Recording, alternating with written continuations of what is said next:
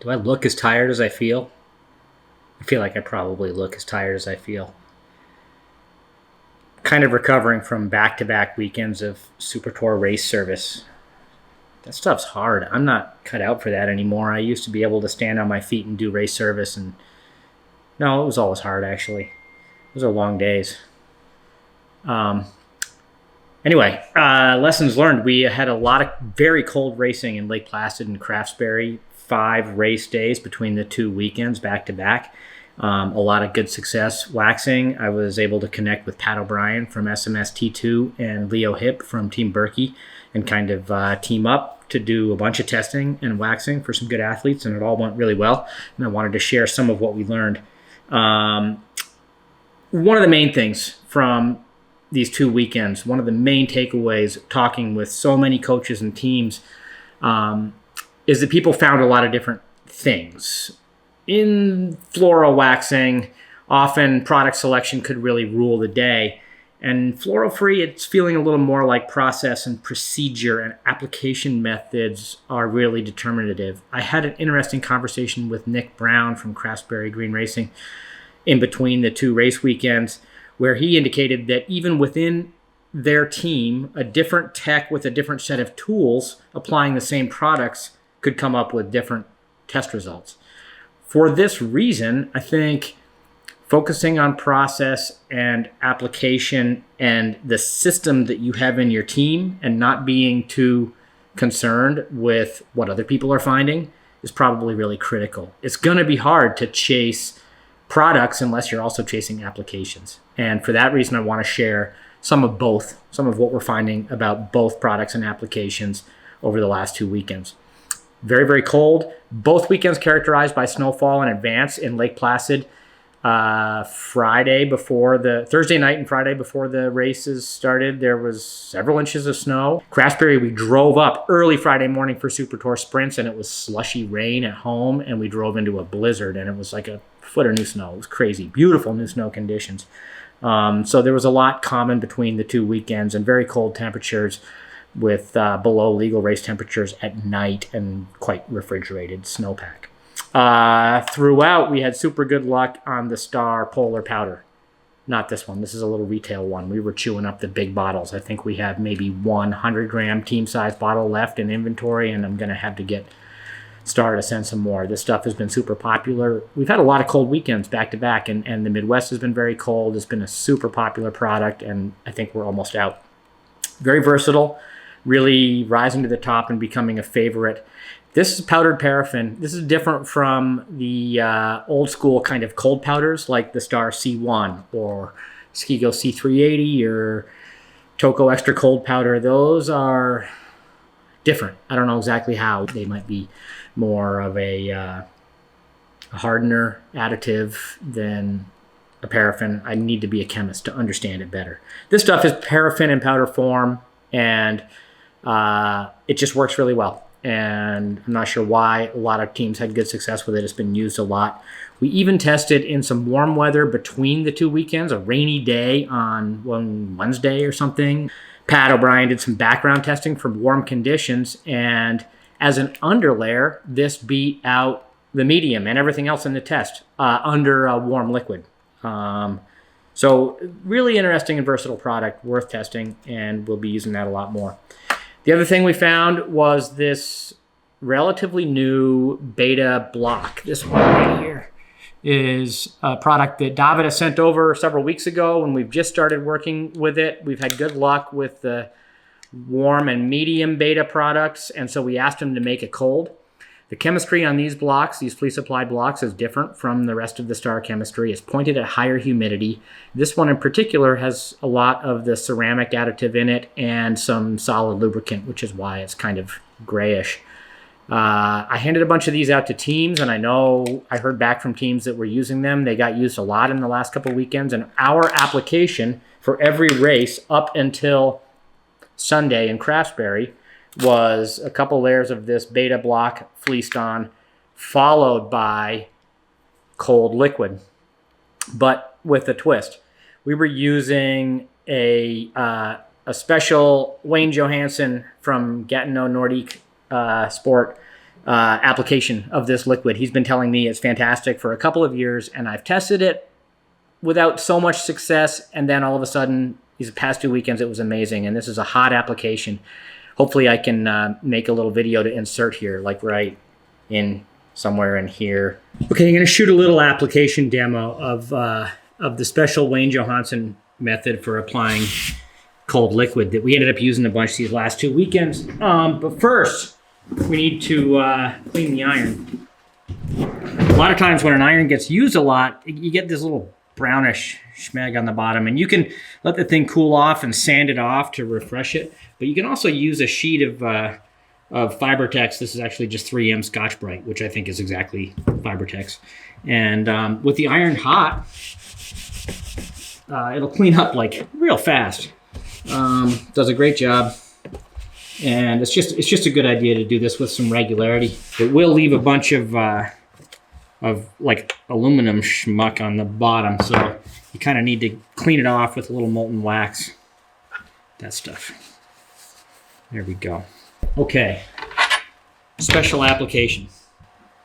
So what we're doing is we're gonna apply this liquid, and we're gonna apply it hot. We're gonna basically use the iron, and I'm using a 150 degree iron, and I wanna really rapidly cook the alcohol off. We're boiling it off extremely quickly, and it seems to form a harder shell, a finish that is thin but very hard, and it seems to be very fast in at least some cold conditions. We used to have this stuff in spray bottles. I'm using an older production of NF, the very first production, in fact, that was still pretty much just the next product. This was produced in 2019, and I have some left over. And so this is basically next cold. The problem is when you apply it with a sponge, it dries too quickly because the film is too thin, and we want to work on liquid alcohol. So I've developed a special technique of ripping the sponge off to make a dribbler. There. This thing, when you put the plunger in, will just dribble wax right on. So what we're going to do is just go ahead and dribble wax on like that. We get it spread around.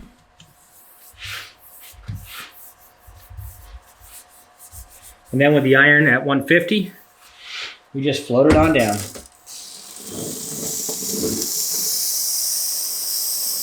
You get a very satisfying crackle.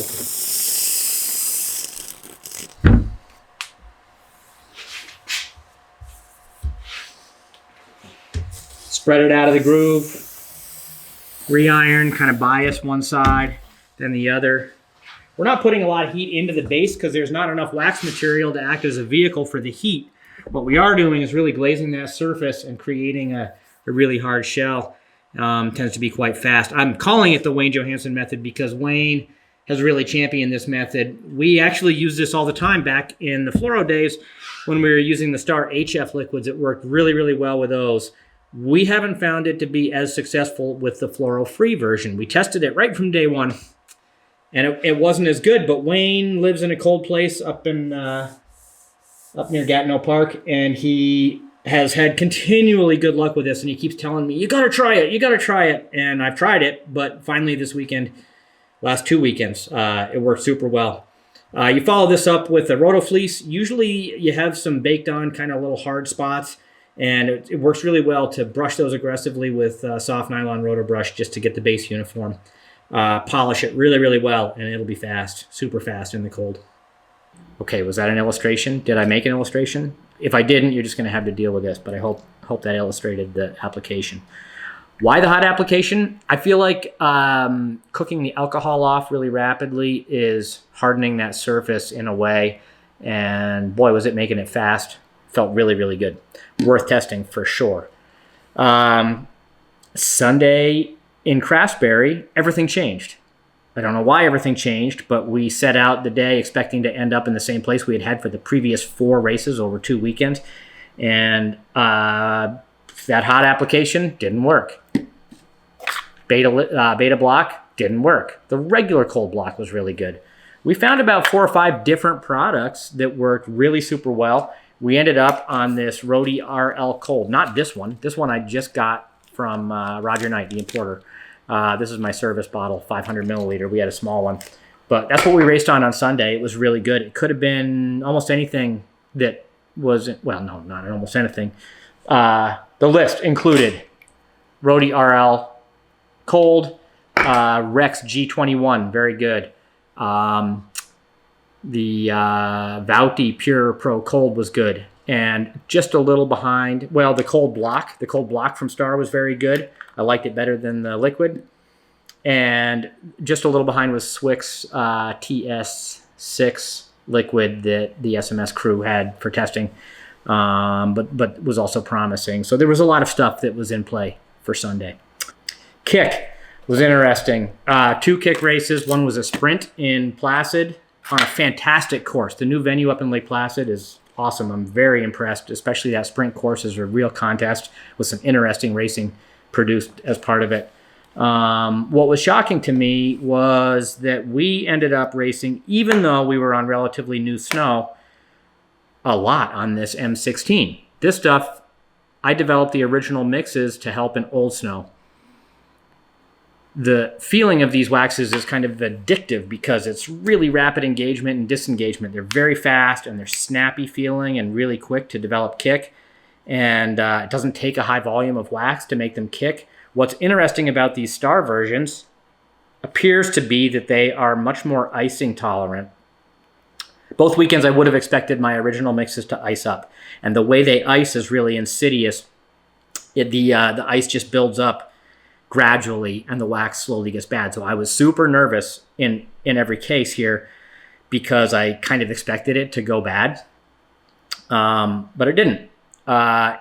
We had really good success, and well, we didn't start the day straight up on this stuff. By the end of the sprint day in Lake Placid, everyone was pretty much on this straight. Zach Ketterson's skis I stripped before the final. After the semifinal, he felt like he had lost a little bit of speed and kick, and I think we had overbuilt his skis, just looking for a little more. Took it all off and just went with one thin layer of this, and it was good.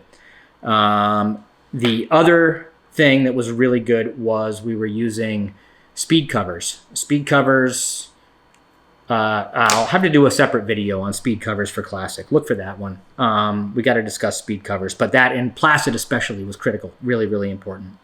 I did end up on M21 during some of the later racing. I think it was the men's racing for Craftsbury.